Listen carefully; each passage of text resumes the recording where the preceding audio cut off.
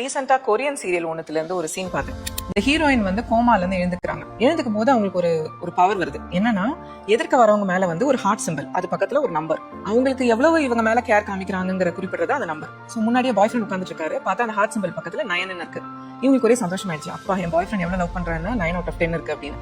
கொஞ்ச நேரம் கழிச்சு வந்து ஹை ஸ்கூல்ல வந்து ஒன் சைடா வந்து இவங்களை லவ் பண்ண ஒரு பையன் வந்து வரான். புக்கெல்லாம் எடுத்துட்டு வரும்போது பார்த்தா 90 இருக்கு அந்த ஹார்ட் சிம்பிள் பக்கத்துல. அப்பதான் அவங்களுக்கு தெரியுது it's out of 100 mark, not out of 10. ரெண்டு பேருக்குள்ள சண்டை வந்துருது, ஸ்கூல் ஃப்ரெண்டுக்கும் இந்த பாய் ஃப்ரெண்டுக்கும். அது என்னடா சத்தம்னு சொல்லிட்டு டாக்டர் உள்ள வராரு. டாக்டர் தலை மேல ஒரு ஹார்ட் போட்டு 30 இருக்கு. இவங்களுக்கு ரொம்ப டிசப்பாயிண்ட் ஆயிடுது. டாக்டர் கூட 30 இருக்கு, தன்னோட பாய் ஃப்ரெண்ட் வந்து வெறும் 9 தான் நம்பர் இருக்கு அப்படின்னு. இந்த மாதிரி ஒரு டூல் நம்ம எல்லாருக்கும் இருந்தா நல்லா இருக்கும்னு நினைக்கிறீங்களா இல்லையா?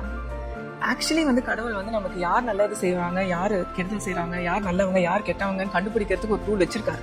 அந்த டூல் பேரு தான் கஷ்டகாலம். நம்ம கஷ்டகாலம் வரும்போதுதான் நம்மளுக்கு யார் இருக்கா, நம்மளுக்கு எதிராக யார் இருக்கான்னு நம்மளுக்கு ஈஸியா தெரியும். நிறைய பேரோட முகத்திரை வந்து அப்பதான் வந்து கிழியும். கஷ்டகாலம் நம்ம எவ்வளவுதான் திட்டினாலுமே அதை தாண்டி வந்ததுக்கு அப்புறம் தான் நம்மளோட ஆட்கள் யாரு, நமக்குன்னு யார் இருக்கா, நம்ம யாரோட ஆக்சுவலி டைம் நிறைய ஸ்பெண்ட் பண்ணணும், ப்ரையாரிட்டைஸ் பண்ணணுங்கிறது நமக்கு தெரிய வரும்.